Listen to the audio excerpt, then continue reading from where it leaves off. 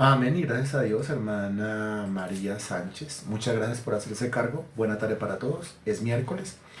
Y al ser miércoles estamos nosotros estudiando escatología bíblica por temas, es decir, el estudio de los eventos futuros a la luz de la Sagrada Escritura de la manera más ordenada y con el fin de que quede en forma de clases y con el fin de que quede en forma de, en forma de lecciones y con el fin de que quede para que cualquiera que necesite esa información y cualquiera que quiera tener conocimiento de esto, pues lo tenga a la mano.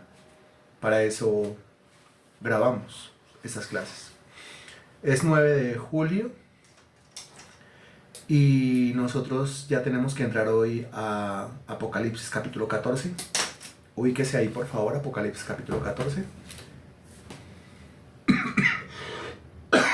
Me avisa cuando ya, por favor. Ya, ok. Hay unas subdivisiones naturales que se le deben hacer a los 20 versículos de Apocalipsis capítulo 14 para poderlo entender. Se debe dividir en 1, 2, 3, 4, 5, 6 y 7 partes para su correcto estudio. Primera parte, versículos del 1 al 5.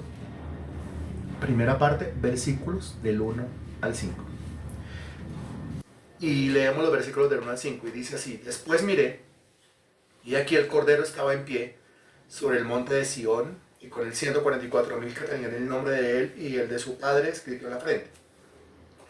Y oí una voz del cielo como estruendo de muchas aguas, y como sonido de un gran trueno, y la voz que oí era como de arpistas que tocaban sus arpas, y cantaban un cántico nuevo delante del trono, y delante de los 4 seres vivientes, y de los ancianos, y nadie podía aprender el cántico sino aquellos 144,000 que fueron redimidos de entre los de la tierra. Estos son los que no se contaminaron con mujeres, pues son vírgenes. Estos son los que siguen al Cordero por donde quiera que va. Estos fueron redimidos de entre los hombres como primicias para Dios y para el Cordero. Y en sus bocas no fue hallada mentira, pues son sin mancha delante del trono de Dios. Bueno, con eso nos encontramos en los primeros 5 versículos de Apocalipsis capítulo 14. En primer lugar dice el versículo 1, y hace 8 días alcanzamos a decir algo acerca de esto. Dice el versículo 1, después miré, y aquí el Cordero. Ahora note el después miré. Esto indica una cronología, ¿no? Después miré, el mirar significa visión. Pues Juan está teniendo una serie de visiones relacionadas con el futuro. Después miré, y aquí el Cordero. Pues ¿quién es el Cordero? Creo que nos queda muy fácil definir quién es el Cordero, ¿sí? El único Cordero que existe. ¿Quién es el Cordero? Por favor, lo pone ahí en el chat. Jesús, muy bien. Y aquí el Cordero estaba en pie sobre el monte de Sión. Alcanzamos a decir hace 8 días, pues que así como la Biblia habla de una Jerusalén terrenal, también habla de una Jerusalén celestial. Y así como la Biblia habla de un monte de Sión sobre el cual está construida Jerusalén terrenal, también habla de un monte de Sión celestial. Aquí dice que el Cordero está en pie sobre el monte de Sión. ¿Cuál monte de Sión? ¿Cuál monte será? ¿Será el terrenal? ¿Será el celestial? ¿Qué dice usted? Lógicamente tiene que ser el monte de Sión. Ah, muy bien, hermana Marta León, pues el monte de Sión celestial. Nuestro Señor está en el cielo. No es el momento todavía en que el Señor regrese. El Señor va a retornar por allá en Apocalipsis capítulo 19. Estamos hasta ahora en Apocalipsis capítulo 14. Bien. Hay varias razones para hablar de esa Sion celestial, ¿no? En primer lugar, pues todo lo que usted encuentra en los versículos 1, 2, 3, 4, 5 es una escena celestial. También se nos dice en Apocalipsis capítulo 12, versículo 5, si lo recuerda conmigo por favor, 12, 5, dice: ella dio a luz un hijo varón que regirá con vara de hierro a todas las naciones, y su hijo fue arrebatado para Dios y para su trono. Dios y su trono. Esto es una escena que se lleva a cabo allá en la misma presencia de Dios y delante del trono de Dios. ¿Qué más podemos decir acá? Pues que el monte de Sión terrenal no se menciona en Apocalipsis. ¿Qué más podemos decir acá? Pues que el Cordero nunca se ilustra en la tierra en Apocalipsis. ¿Sí? El Cordero no se ilustra en la tierra en el libro de Apocalipsis, sino hasta Apocalipsis capítulo 19, que es cuando retorna. ¿Qué más podemos decir acá? Que todas las personas arrebatadas van al monte de Sion celestial. ¿Sí? El arrebatamiento pues traslada de la tierra al cielo. Es así como lo hemos aprendido y es así como lo enseña la Biblia. Bien, está claro que existe un monte de Sion celestial, según lo indica Romanos 11:26 y según lo indica Hebreos capítulo 12, versículos 22 y 23. Le recuerdo las dos citas bíblicas, quizás ya las sepa usted, porque nosotros ya estudiamos Romanos y ya estudiamos Hebreos. Son Romanos 11:26 y Hebreos 12 del 22 al 23. Bien, y el único pasaje, le repito, en donde en Apocalipsis se habla de Cristo en la tierra, pues es cuando retorna en Apocalipsis 19 para la famosa batalla de Armagedón, y lo cual introduce el reinado durante 1000 años del Señor Jesucristo también aquí en la tierra. Pero entonces eso es más adelante, todavía no. Aquí cuando habla del monte de Sión, pues está hablando del cielo. He aquí el Cordero estaba en pie sobre el monte de Sión y con él 144,000. ¿Cuáles 144,000? Pues los 144,000 de Apocalipsis capítulo 7, nosotros ya pasamos por ahí. ¿Qué es lo que nos dice Apocalipsis capítulo 7? Pues nos dice el versículo 4, y oí el número de los sellados, 144,000 sellados de todas las tribus de los hijos de Israel. Eso dice Apocalipsis capítulo 7, versículo 4. Nosotros ya pasamos por ahí hace 7 capítulos. El tema es que los 144,000 en Apocalipsis capítulo 7 están en la tierra. Mientras que los 144,000 en Apocalipsis capítulo 14 están al lado de Cristo. Porque dice con él, o sea, al lado, 144,000 que tenían el nombre de él y el de su padre escrito en la frente. Y alcanzaba yo a preguntar hace 8 días, ¿por qué en Apocalipsis capítulo 7 los 144,000 están en la tierra, mientras que en Apocalipsis capítulo 14 los 144,000 están en el cielo? Y usted respondía que ya estaban en el cielo, ¿por qué? Que ya estaban en el cielo, ¿por qué?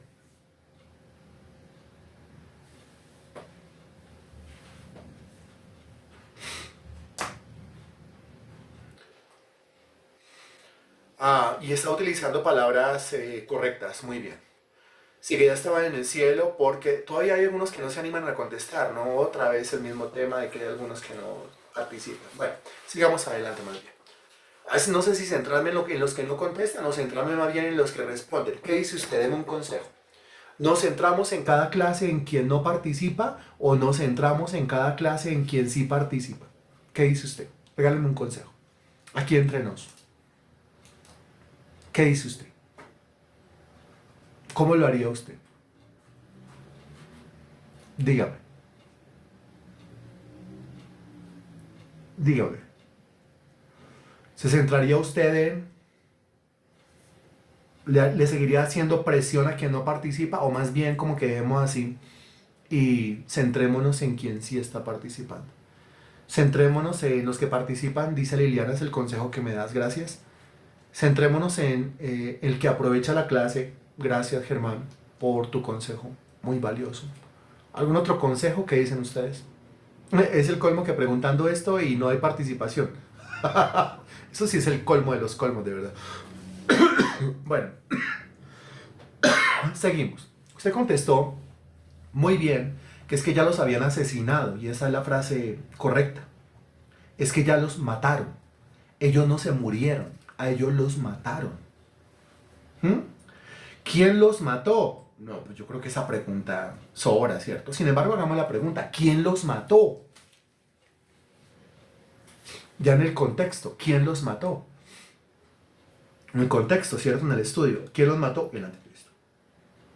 Muy bien, el anticristo.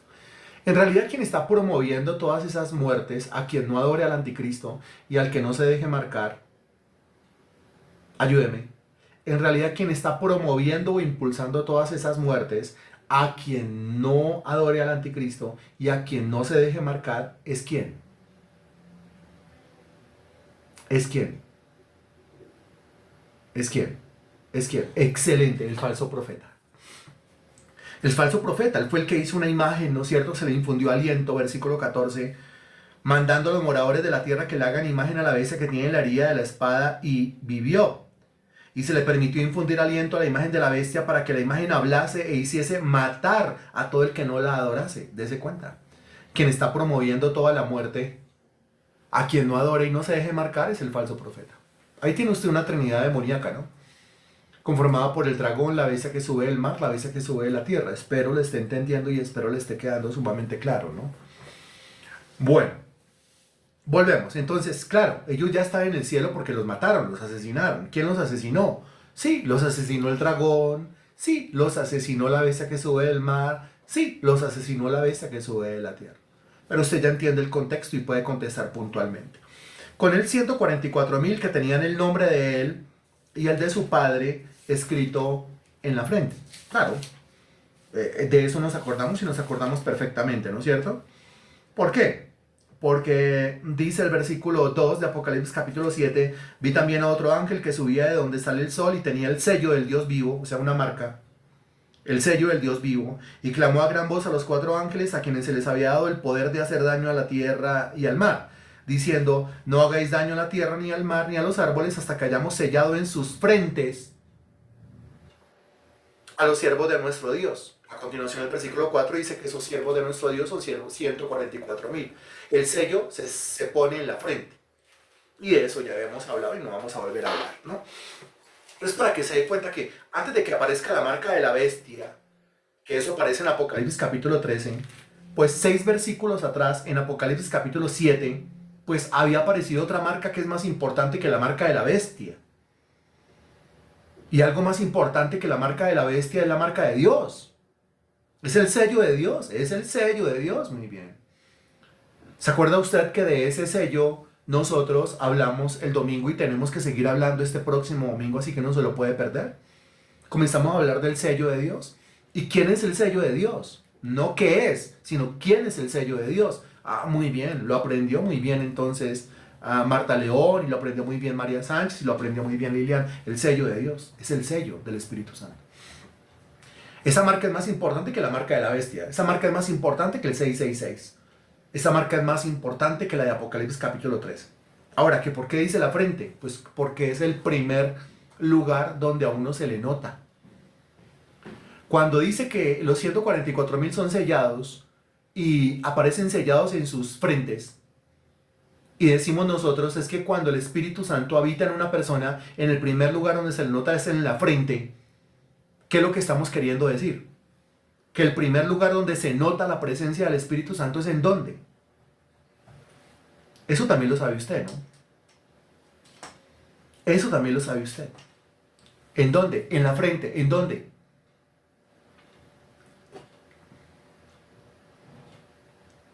En la mente. Muy bien, señora Cecilia. Muy bien, Gloria. Muy bien, muy bien. En la cabeza, muy bien. En el pensamiento, muy bien. En el conocimiento, muy bien. Ahí en la mente. Es el primer lugar. Porque si el Espíritu de Dios está adentro, se comienza a dar una renovación del entendimiento. Entonces, por eso usted lo ve acá. Y esa es la marca más importante. Y ese es el sello más importante. Volvemos a Apocalipsis capítulo 14, versículo 1, parte final. Dice, con el 144.000 que tenían el nombre de él y el de su padre escrito en la frente. Ahí está. Ahora, ¿un tatuaje literal escrito en la frente? Quizás no. Aquí de lo que le está hablando es el nombre de él, o sea, el nombre del Cordero, el nombre de Cristo y el del Padre escrito en la frente. O sea, escrito ¿en dónde? En la mente, en el entendimiento, en el raciocinio. Alguno preguntará, bueno, pero ¿por qué se menciona aquí el nombre de él, o sea, el nombre del Cordero y el nombre del Padre, pero ¿por qué no se menciona el nombre del Espíritu Santo? Es que es muy fácil la respuesta. ¿Quién es el que está escribiendo el nombre del Cordero y quién es el que está escribiendo el nombre del Padre en la mente de las personas? ¿No? Entonces ahí está, sin mencionarlo, ahí está su actividad. ¿Quién es el que escribe en mi mente el nombre del Cordero y quién es el que escribe en mi mente el nombre del Padre? ¿Y quién es el que escribe en mi mente todos los textos bíblicos y todas las doctrinas y todo el conocimiento y todo el Evangelio? Pues el Espíritu Santo, de modo que ahí está. Versículo 2. Y oí una voz del cielo como estruendo de muchas aguas y como sonido de un gran trueno. Y la voz que oí era como de arpistas que tocaban arpas. Entonces, dése cuenta que aquí Juan pues escucha voces, escucha estruendos, escucha sonidos, escucha como arpistas que tocaban sus arpas, pues está hablando de música, está hablando de expresiones de adoración, expresiones de alabanza, expresiones de júbilo. Eso aquí en la tierra no, eso tiene que ser el escenario allá en el cielo. Y todas esas expresiones de júbilo, alabanza y adoración, y toda esa adoración, y toda esa música, y todo ese ruido, estruendo en honor a Dios, es precisamente por la redención a los 144.000. Y por lo que viene de aquí en adelante en el contexto, ¿no? En Apocalipsis capítulo 14. El versículo 3 dice, cantaban un cántico nuevo delante del trono, delante del trono, o sea que sí es en el cielo. Y delante de los 4 seres vivientes mencionados en Apocalipsis capítulo 4 y capítulo 5, y de los ancianos mencionados en Apocalipsis capítulo 4 y capítulo 5, y nadie podía aprender el cántico, sino aquellos 144.000 que fueron redimidos de entre los de la tierra. Note que es un canto de redención, y note que es el canto de los 144.000. Ahora, cuando dice que nadie podía aprender, pues, a ver, desde el griego es como que los indicados para cantar esa canción eran los 144.000. ¿Por qué? Porque la canción tiene que ver con la redención de los 144.000. Entonces, ¿quiénes son los indicados para hablar de redención en ese momento presente? Pues los indicados para hablar de redención en ese momento presente, pues son solo ellos, ¿cierto? Ellos. Acaba de ser redimido, pues ustedes son los que tienen que entonar el cántico de redención. Entonces, dése cuenta que hay música, dése cuenta que hay cántico. Versículo 4. Estos son los que, entonces se nos dan a continuación unas características que pertenecen a los 144.000. Estos son los que, primero, no se contaminaron con mujeres, pues son vírgenes. 144.000 hombres. Se nos dice en Apocalipsis capítulo 7, que no se contaminaron con mujeres porque son vírgenes. Ahora, no se contaminaron con mujeres porque son vírgenes. Pero la pregunta es, ¿qué clase de contaminación es la que está mencionando aquí el versículo? No se contaminó con mujer porque es virgen. Pero ¿qué clase de contaminación es a la que se está refiriendo el versículo? Dese cuenta, por favor, dese cuenta aquí que los 144.000 fueron escogidos en Apocalipsis capítulo 7 para una tarea específica. Una tarea que exigía el 1000% de consagración. El apóstol Pablo, precisamente allá en 1 Corintios capítulo 7, pues comienza a hablar él acerca de los beneficios de estar casado y los beneficios de estar soltero. Y al hablar de los beneficios de estar casado, pues dice es mejor casarse que estarse quemando. Es decir, si no hay un don de continencia, pues es mejor estar casado. Solamente que se case en el Señor, solamente que no sea un yugo desigual. Y bueno, hay unos condicionamientos también. Pero también tiene sus contras el estar casado, porque dice que es que el que está casado, pues tiene que estar pendiente de las cosas de su Señor, pero también tiene que estar pendiente de las cosas de su esposa o de su esposo. De modo que tiene que rendir por un lado y tiene que rendir también por el otro. Eso quiere decir que la persona que está casada pues difícilmente podrá consagrarse al 1000% a la tarea. Porque como también tiene casa, como también tiene cónyuge, como también tiene responsabilidades, como también tiene hogar, como también tiene convivencia, como también tiene hijos. ¿Me estoy haciendo entender?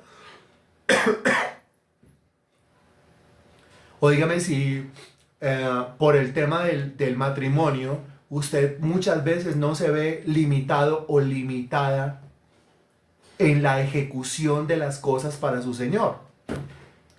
¿No es cierto que sí? ¿No es cierto que es así? Es más, el mismo apóstol dice que el que está casado o la que está casada tendrá aflicción del alma y que él se la quisiera evitar. Aflicción del alma, ¿por qué? Porque la convivencia implica no siempre estar bien. La convivencia implica a veces no estar tan bien.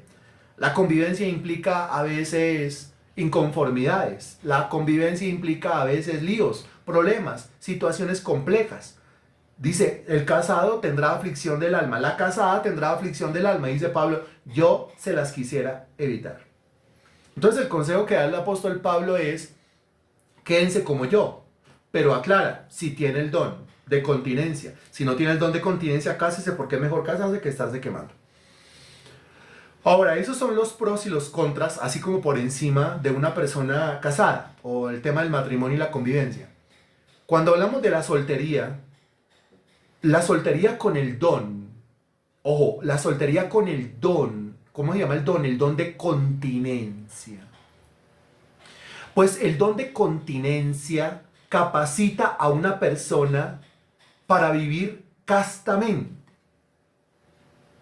¿Sí? El don de continencia, que se refiere a la capacidad de no necesitar de ninguna manera una satisfacción de tipo ni sexual, ni emocional, ni sentimental, al lado de una persona con la cual conviva, porque todo eso es don de continencia. La continencia no es solamente la parte sexual, la continencia también es la parte emocional. ¿Sí? Porque se casó, me cansé de estar solo. A veces ni siquiera mencionan la parte sexual, sino me cansé de estar solo, no quería estar más solo, la soledad me ganó. ¿Sí? Entonces la continencia no es solamente el aspecto sexual, la continencia también es el aspecto emocional, el aspecto sentimental, el aspecto mental, el aspecto de el estar al lado de alguien, el aspecto de compartir la vida al lado de alguien. Continencia, no, yo no necesito eso. Si hay alguna persona que diga, pero que diga santamente, yo no necesito eso, y realmente lo pueda comprobar en su ser, pues es una persona que tiene el don de continencia, que repito, no se refiere solamente al aspecto sexual. Sin embargo, cuando usted revisa el catolicismo romano y sus famosos votos de castidad, pues usted llega a la conclusión de que a los sacerdotes se les obliga a hacer votos de castidad sin tener el don de continencia. Cuando uno hace un voto de castidad, está haciendo un voto para no convivir con una persona, no casarse con una persona, no tener relaciones sexuales con una persona, no necesitar la convivencia con una persona. Pues entonces le hacen hacer el voto de castidad, pero no tiene el don de continencia. Y entonces si no tiene el don de continencia y hace un voto de castidad, ¿cuál será el resultado de eso? A ver, ayúdenme a contestar, ayúdenme a analizar y a responder. No tiene el don de continencia y hace un voto de castidad. ¿Cuál es el resultado de eso? Sin el don de castidad.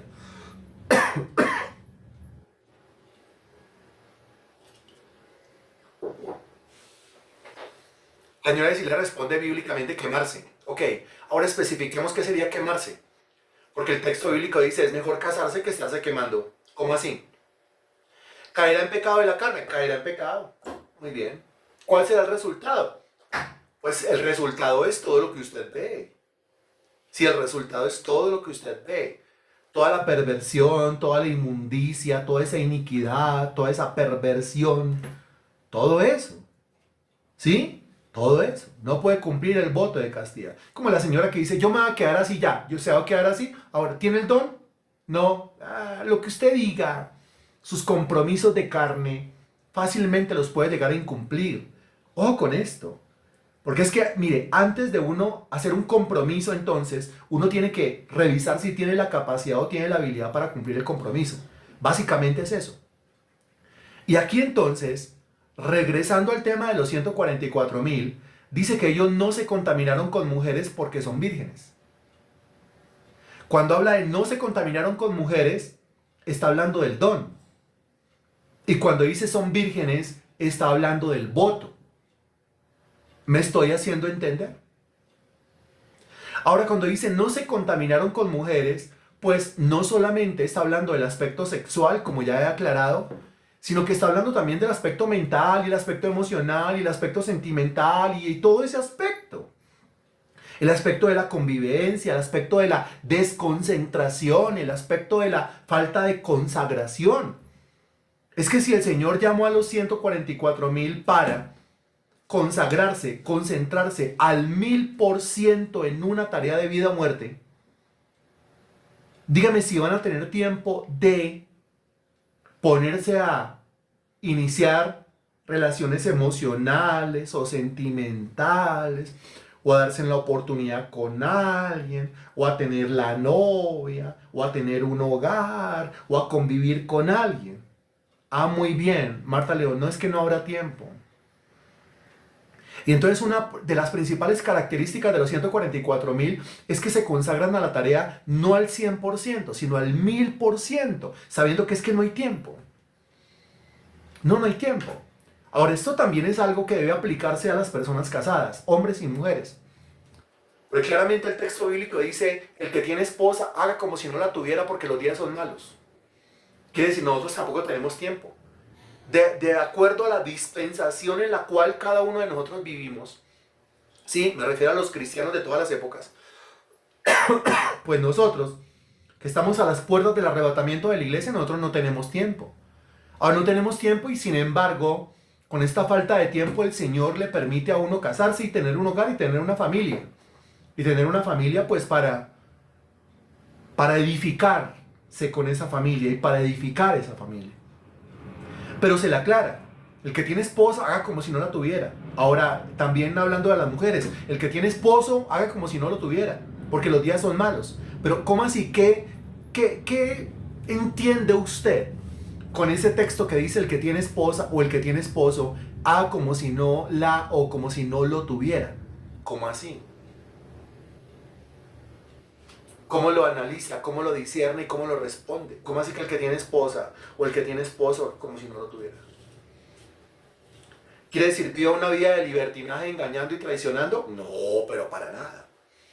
¿Quiere decir deje de atender y deje de comportarse correctamente con esa persona? No, pero para nada. ¿Quiere decir deje que su convivencia se le convierta en un fastidio completo? No, pero para nada. Entonces, ¿a qué se refiere cuando dice el que tiene esposa o el que tiene esposo haga como si no la o como si no lo tuviera? La señora Cecilia hoy está súper enchufada, gracias a Dios por la señora Cecilia. Entonces, ¿qué significa haga como si no? Haga como si no. Haga como si no la tuviera o no lo tuviera. ¿Qué quiere decir? Lo que quiere decir es que primeramente hay que darle lugar a Dios. Ah, así está. Puede ser la mejor de las mujeres y el mejor de los hombres, pero lo que está diciendo, y mire, no se, desconcentre. No pierda la consagración. ¿Sí? Porque imagínese un hombre que ya no esté consagrado a Dios porque se consagró a la esposa. Una mujer que ya no esté consagrada a Dios porque se consagró a su marido. Entonces leo, no señor, dice primer lugar las cosas de Dios, darle el primer lugar a Dios, que debe primero buscar a Dios, la situación es muy difícil, ocúpese en Dios. Para los cristianos que no importa lo que tenga alrededor, solo tener los ojos puestos en las cosas de Dios y así está. Es que es así.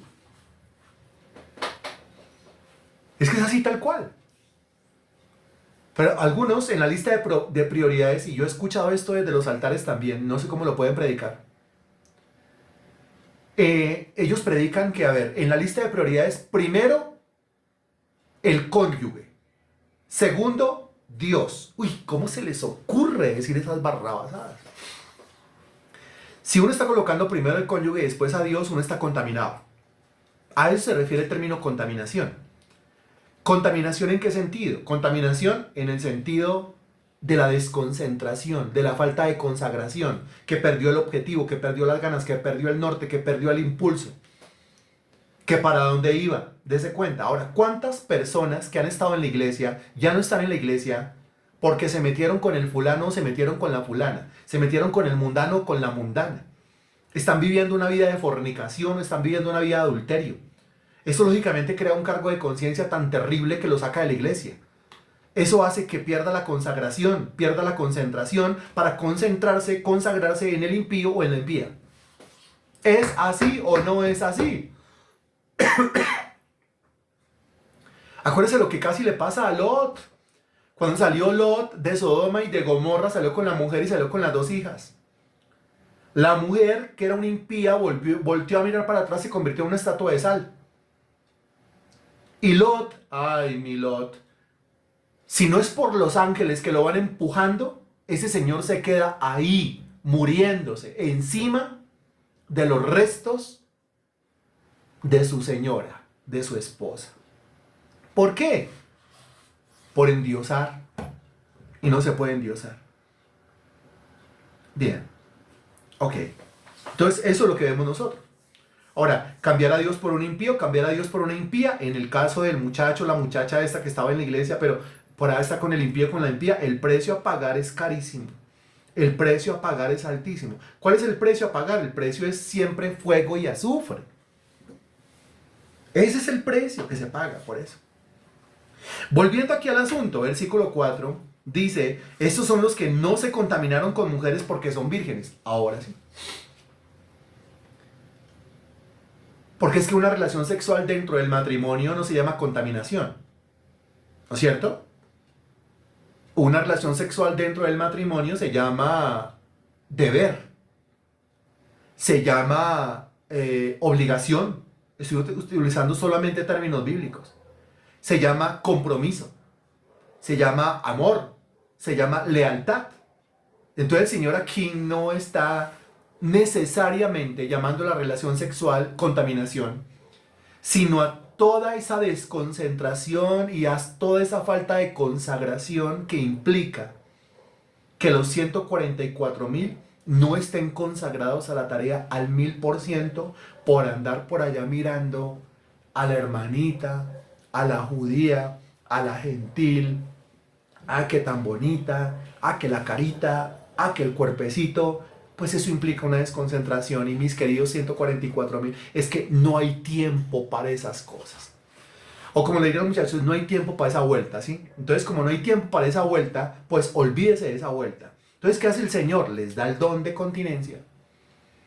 Y con ese don de continencia ellos pueden vivir una vida de castidad. Don de continencia. No se contaminaron con mujeres. Y a continuación entonces el voto de castidad. Pues son vírgenes. ¿Está claro? ¿Está claro? Esos son 144,000 que dicen, no necesito enamorarme de una mujer, no necesito convivir con una mujer, no necesito tener relaciones sexuales con una mujer, no necesito esa clase. Y usted dirá, ¿hay gente así? Sí, hay gente así. Que realmente no necesita, pero no necesita y no lo hace, no para vivir una vida mundana, sino que no necesita y no lo hace para consagrarse a su Dios. Ese es el don de continencia. A continuación dice, después del punto seguido, estos son los que siguen al Cordero por donde quiera que va. Siguen al Cordero por donde quiera que va. Esto es una maravilla. ¿Cómo encaja y cómo se relaciona con lo que aprendimos nosotros el lunes, en el discipulado del lunes? ¿Se acuerdan? Un curso de renovación mental, en el segundo principio de fe, en donde hablábamos de que la fe nace o la fe se activa a través del uso de palabras concretas. Y se acuerda que el Señor le dijo a Felipe, sígueme. Y Felipe lo siguió. Yo le preguntaba a usted, seguir a Jesús, ¿qué implica? ¿Ir dónde? Y usted respondía, seguir a Jesús implica ir. ¿Qué tal si refrescamos la memoria? Ir, muy bien. Y eso es lo que pasa cuando usted no se pierde un discipulado, ¿sí? Cuando usted no se pierde un discipulado, usted está conectado a todos, pues usted no queda gringo cuando se preguntan las cosas. Significa ir detrás de él. Si yo voy detrás de él, soy un verdadero discípulo de él, porque yo quiero emularlo, quiero imitarlo. Aquí dice, estos son los que siguen al Cordero por donde quiera que va. Siguen al Cordero. Seguir al Cordero, ¿qué implica? Seguir al Cordero implica imitación. Yo termino haciendo lo mismo que el Cordero. O sea que esos 144,000 estarán aquí en la tierra predicando por todo el mundo, ganando almas para Cristo en el poder del Espíritu Santo, con ese mover del Espíritu Santo, con poder, con milagros, con señales. Haga de cuenta, 144,000 Jesuses reproducidos en los 144,000. Espero esté hablando claro. Esos son los que siguen al Cordero por donde quiera que va. Esos fueron redimidos de entre los hombres como primicias para Dios y para el Cordero. Note cómo se les llama a los 144,000. Se les llama primicias. Primicias, ¿por qué? Pues porque fueron los primeros redimidos los primeros redimidos, ¿en qué tiempo? Los primeros salvados, ¿en qué momento? A ver, para centrar la cabeza, si por eso son llamados primicias o por eso son llamados los primeros. Porque fueron los primeros redimidos o los primeros salvados, pero ¿en qué tiempo? ¿Pero en qué momento? Ese momento escatológico que se conoce como ¿qué? Responda, por favor. Muchas gracias.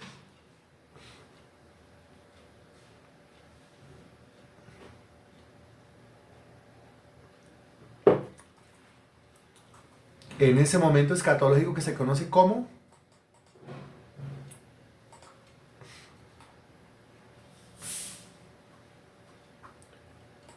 en ese momento escatológico que se conoce como yuhu, hola, aló, respondan, contesten, por favor, yuhu. En ese momento escatológico que se conoce como el tiempo de la tribulación. Muy bien. Como el tiempo de los 7 años de la tribulación. Ahí está. Muy bien. Y los otros como que, ¿qué tiempo? ¿Qué momento? ¿Qué no? Por favor. ¿El momento de la qué? El momento de la tribulación. ¿Sabe por qué la exigencia con esos cursos? Porque como no es la primera vez que nosotros dictamos este curso, es que ya van varias veces dictando este curso. Dígame si usted antes me había escuchado predicando escatología. Si antes me había escuchado predicando Apocalipsis. Dígame sí, dígame no. Dese cuenta que sí. Entonces no es la primera vez, la verdad, que lo hacemos. Ya van varias veces. Y cuando ya van varias veces y vamos a pasar por encima de lo mismo, pues entonces la exigencia lógicamente es superior. Ok. Entonces aquí dice, fueron redimidos de entre los hombres como primicias para Dios y para el Cordero. Fueron los primeros. ¿Por qué? Porque Apocalipsis 7 dice que a continuación de la redención de los 144,000, pues hay una multitud que no se puede contar. Y esa multitud fue ganada ¿por quiénes? Pues por los 144,000. Pero aparte de ser las primicias de la humanidad que se va a salvar durante la tribulación, también ellos son las primicias de los judíos, porque recuerde que ellos son 144,000 judíos, 12,000 de cada una de las 12 tribus de Israel. Eso quiere decir que, a ver, la redención de los 144,000 implica obligatoriamente la redención de una multitud que no se puede contar. Pero también la redención de los 144,000 implica obligatoriamente la redención del remanente judío. ¿Por qué? Porque Apocalipsis 14 llama a los 144,000 los primeros. Y como llama a los 144,000 los primeros, pues si hay unos primeros, pues después de eso están los demás también. El versículo 5 dice, y en sus bocas no fue hallada mentira. ¿En el sentido cuál? ¿Práctico, moral, de no ser mentirosos? Sí, también. Pero sobre todo, en sus bocas no fue hallada mentira por la labor que ellos desempeñan durante la tribulación. ¿Y cuál es la labor que ellos desempeñan durante la tribulación? Esa labor la desempeñan con la boca. Cuando dicen sus bocas no fue hallada mentira, quiere decir que se dedicaron muy bien a evangelizar, a predicar, y todo lo que evangelizaron, todo lo que dijeron, todo lo que enseñaron fue la verdad y nada más que la verdad, a un mundo caído y en las mismas narices del anticristo. Precisamente por eso le sacaron la piedra al anticristo, le sacaron la piedra al dragón, le sacaron la piedra al falso profeta y los mandaron a matar y los mataron. Y en Apocalipsis 14, del 1 al 5, usted los encuentra allá arriba en el cielo. ¿Estamos claros con esto? Bien, ok. De ahí en adelante, pues es una cacería de brujas, una masacre. Porque ¿qué va a pasar con las multitudes esas ganadas por los 144,000 y que no se podían contar según Apocalipsis 7? Pues lo mismo, los van a ir matando, sí, los van a ir asesinando. Eso es una cacería completa. Como se va a decir ahorita más adelante, pues es que realmente va a ser a sangre y fuego el tema. A sangre y fuego. Entonces, mire, el cristianito de este tiempo, de esta época que es la Odisea, ese cristianito flojo, esa persona floja, flojonga, raquítica, anémica, débil espiritualmente, ese no va a pasar la prueba de la tribulación. ¿En qué sentido se lo estoy diciendo?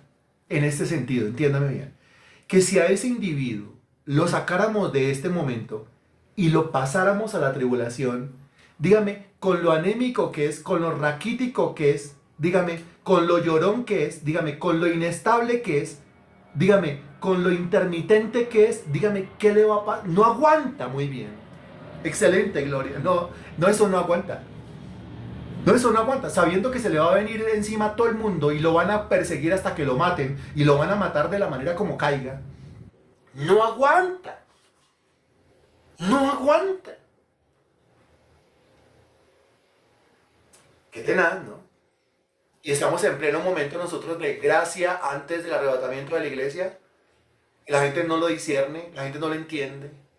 Se predica y se predica y se predica. Mire, y hay varios de los que están con nosotros que todavía me hacen preguntas acerca del arrebatamiento, acerca de la época de iglesia en la cual estábamos. Y yo les digo, pero por favor, si ese curso se está dictando, ahí se está dictando, ¿cómo así? ¿Cómo así que está dictando? ¿Cómo así que está dictando? ¿Cuántas lecciones llevamos de esto? Y todavía hay algunos así, como dormidos, como la mujer de Lot mirando hacia atrás, hacia Sodoma y Gomorra, mirando hacia el mundo porque tienen mentalidad mundana, tienen mentalidad secular y no tienen un corazón para Dios, y hay que decirlo. Y todavía lo preguntan, de verdad, de verdad. Ahí lo está dictando, ¿y cuándo? Ay, y alguien se atrevió a decirme, ay, usted me hace un favor, me avisa cuando lo termine y lo vuelva a comenzar. Yo, sí, ¿cómo no? Claro que yo le voy avisando. Quédese ahí sentado, sentada, esperando que yo le avise. Mientras que hay otros hermanos que pagan el precio y dele que dele con cada clase, hay unos bien sentadotes, ¿sí? Esperando que es que acabe el curso y lo vuelva a comenzar y les haga la invitación, les mande carta de invitación. Y algunos se atrevió a decirme que si no sería que yo lo podía poner para otro día y para otra hora para esa persona poder estar. Es que son unos conchudos sinvergüenzas. ¿No le parece? Bien. A continuación, el tema es, ¿y a continuación qué? Porque los 144,000 los mataron, están en el cielo. A las multitudes esas incontables, pues ahora sí se pueden contar, porque no es que las van matando, las van asesinando y para el cielo también. ¿Y ahí qué? ¿Quién va quedando predicando el evangelio? Pues cada vez son menos predicando el evangelio. Menos y escasos. Tanto que ya vimos en Apocalipsis capítulo 11 que el Señor tuvo que mandar a 2 testigos. A Elías y a Moisés. ¿No? O sea, créanme que el Señor aquí está agotando todos los recursos. Manda 144,000, las multitudes quedan también predicando, pero matan a los unos, matan a los otros. Entonces manda a Moisés y a Elías, pero mataron a Moisés, mataron a Elías. Entonces, a continuación, ¿qué? Mira lo que dice Marta León, empezamos en abril del 2024, o sea, llevamos más de un año. Y todavía alguno preguntando, ay, ¿de verdad lo están dictando? Entonces, como escasean los predicadores, y de ahí en adelante, ¿qué? Pues de ahí en adelante, miren lo que hace nuestro santo Dios.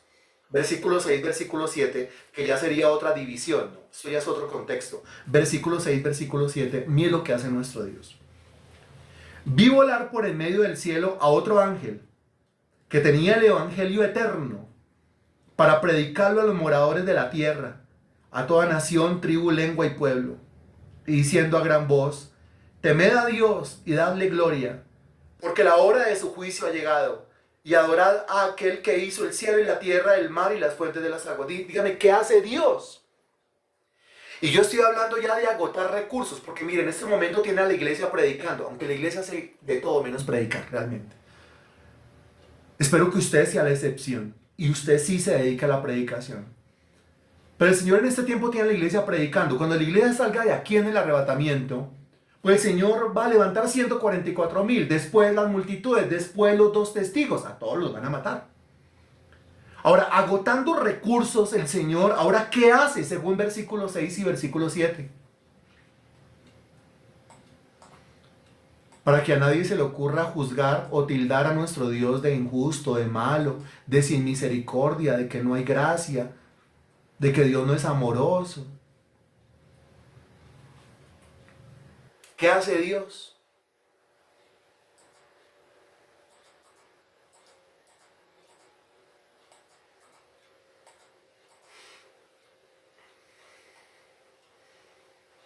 ¿Qué hace Dios? Sea puntual, por favor. ¿Qué hace Dios?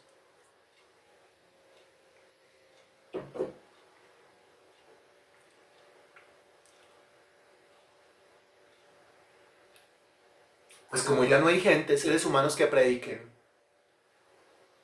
ahora el Señor, ¿qué hace? Como ya no hay gente, seres humanos que prediquen, porque lo están matando, cada vez son menos. Ahora el Señor, ¿a quién usa? A un ángel. A un ángel. Vi volar por el medio del cielo otro ángel que tenía el evangelio eterno para predicarlo. El evangelio eterno. ¿Un ángel predicando? Sí, señores. Un ángel predicando. Qué tenaz. Dice el texto sagrado, cosas en las cuales anhelan mirar los ángeles, pero no les es permitido. En este tiempo los ángeles no tienen permitido predicar el evangelio. La predicación del evangelio es un honor que se le da a los seres humanos, a nosotros, no a los ángeles en este momento. Pero llegará el momento en donde no hay seres humanos para que prediquen. Y como no hay seres humanos para que prediquen, el honor se le da a un ángel. Y usted solamente imagínese ese ángel entendiendo que se le ha dado el honor de ir a predicar el evangelio por todo el mundo. Dígame cómo lo haría. Dígame qué hará. Muy bien, Marta León, y los cristianos no lo hacen. Cuando se le dice a un cristiano va a predicar el evangelio, mire, pena, miedo, vergüenza, pánico, no me siento listo, no me siento preparado, estoy muy ocupado, no tengo tiempo, no tengo recursos, etc. Cualquier excusa es válida. No entiende que es un honor, no entiende que es un privilegio.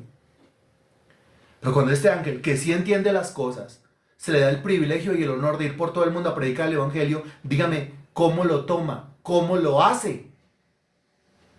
Si usted y yo entendiéramos el gran privilegio que es predicar el evangelio, imagínense, no pararíamos, todos los días estaríamos en lo mismo, comunicándole la palabra de Dios a alguien.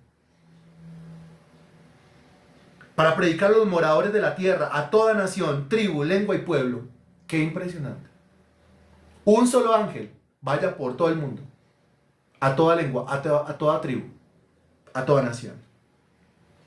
Y diciendo, note, y diciendo a gran voz, o sea, eso es para que todo el mundo lo sepa, para que todo el mundo se entere, para que no quepa la menor duda, sin miedo, sin vergüenza, así es como es. Y diciendo a gran voz, temed a Dios. Temed a Dios, es una predicación muy a propósito, ¿no? Muy a propósito, ¿por qué? Pues porque a esas alturas todo el mundo le estará teniendo miedo, pero ¿a quién? A esas alturas todo el mundo le estará teniendo miedo, pero ¿a quién? Al anticristo, muy bien, Liliana. Entonces la predicación dice, teman a Dios. O sea, no le tengan miedo al dragón, no le tengan miedo a la bestia que sale del mar, ni a la bestia que sale de la tierra. No le tengan miedo a esa imagen. Ténganle miedo a Dios, teman a Dios y darle gloria. Porque en ese momento, aparte de tenerle miedo, ¿a quién todo el mundo le estará dando gloria? Al mismo, al anticristo. Porque la hora de su juicio ha llegado. Miren, la hora de su juicio ha llegado. Nosotros cuando hablamos de juicio, nosotros decimos, llegará el día del juicio. Pero este ángel dice, la hora de su juicio ha llegado. O sea, eso es ya. Y adorad a aquel que hizo el cielo, la tierra, el mar y las fuentes de las aguas. O sea, al dueño de todo el universo. El dragón no es el dueño, las dos bestias no son las dueñas, la imagen esa no es la dueña. Ellos también son criaturas. Adoren al creador, no le tengan miedo a las criaturas, porque el dragón, con todo y lo feroz, es una criatura. El anticristo, con todo y lo malvado, es una criatura. El falso profeta, con todo y lo sanguinario, es una criatura. No le tengan miedo a las criaturas, ténganle miedo a Dios. Bendito Dios, te damos infinitas gracias por tu palabra predicada hoy. Alabado sea tu nombre, Señor. Ruego, bendito Dios, que esta clase edifique a la persona que la ha escuchado, a los que después la van a escuchar, Señor Dios. Tema tan vital, tan importante. Y es tan vital y tan importante entenderlo bien, Señor. Y entenderlo a la luz de tu palabra, Santísimo Señor. Te pido, Señor, que esto no se quede solamente en una grabación. Te pido, Señor Dios, que esto se pueda divulgar y que se divulgue a través de la boca de las personas que lo han escuchado. También que a través de sus dedos se comparta este link y se comparta hasta lo último de la tierra, Señor Dios. Otra vez te pido que tu palabra corra y sea glorificada. Te lo suplico en el nombre de Jesús. Amén y gracias a Dios.